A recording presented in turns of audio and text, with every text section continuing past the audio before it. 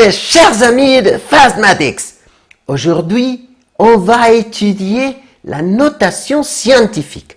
Qu'est-ce qui se passe lorsqu'on a un nombre qui est énorme, par exemple la distance entre la Terre et une galaxie lointaine, et quand on a de tout petits nombres, par exemple la taille d'un atome.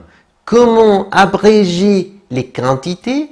Comment pouvoir les utiliser plus facilement sans se perdre dans beaucoup de zéros? Eh bien, on va le voir aujourd'hui. Allons-y. Ici, nous avons deux problèmes assez fréquents. Comment écrire un nombre très grand ou trop petit sous forme scientifique? Aussi, comment écrire un nombre qui apparaît sous forme scientifique en décimale? Eh bien, tout d'abord, il y a une règle. On va chercher de gauche à droite un nombre qui ne soit pas 0. Ah, le premier nombre qui ne soit pas 0, on va l'écrire et ensuite une virgule. Après, on écrit les nombres qui sont importants. Les zéros ne seront jamais importants, mais le 38, en ce cas, oui. Maintenant, on va voir comment multiplier ce nombre pour arriver à avoir le nombre qui est là.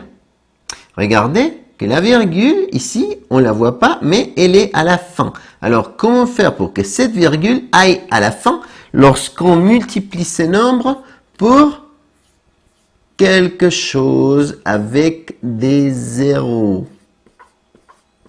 Regardez que ici, si je mets la virgule ici, pour arriver à la virgule réelle, il y a 1, 2, 3, 4, 5, 6, 7, 8, 9, 10, 11 places.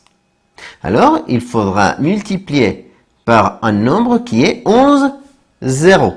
Et rappelez-vous que lorsqu'on multiplie par 10, par 100, par 1000, il faut juste déplacer la virgule. Ça veut dire que si j'écris ce nombre et je déplace la virgule 11 places, j'arriverai à voir le nombre d'origine.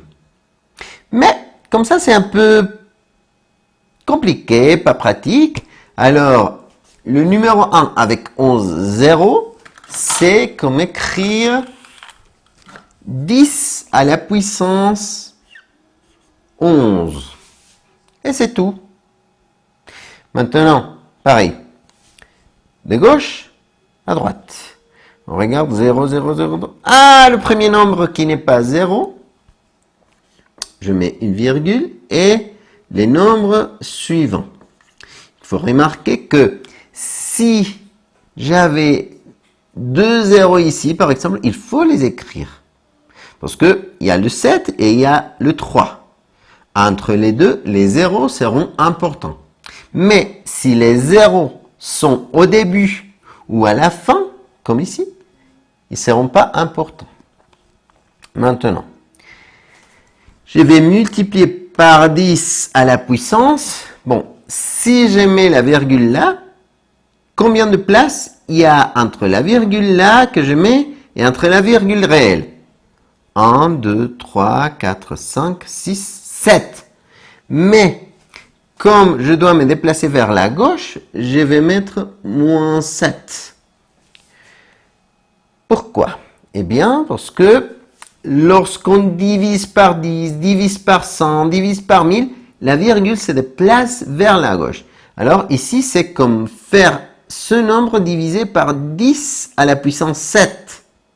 Mais pour avoir tout dans la même ligne, on va le faire monter au numérateur et lorsqu'on fait monter une puissance au numérateur, il faut juste changer le signe de l'exposant. Maintenant, qu'est-ce qui se passe si j'ai cette quantité sous forme scientifique et je veux l'écrire sous forme décimale? Alors, c'est beaucoup plus facile parce que je sais que si la puissance est positive, je vais déplacer la virgule vers la droite. Et si c'est négatif, vers la gauche. Alors, j'écris le nombre 5,834 et je vais la déplacer 6 places vers la droite. Alors, 1, 2, 3, 4, 5, 6. Mais je vais effacer la virgule. Je mets des zéros là. Et la virgule sera à la fin, mais je ne l'écris pas parce que on n'est pas habitué d'écrire les virgules à la fin d'une quantité. Maintenant, pareil. 3,820. On écrit 3,820. Mais on va se déplacer 4 endroits vers la gauche. 1, 2, 3, 4. Alors, la virgule sera là, on l'efface de là, et on va remplir les places avec des zéros.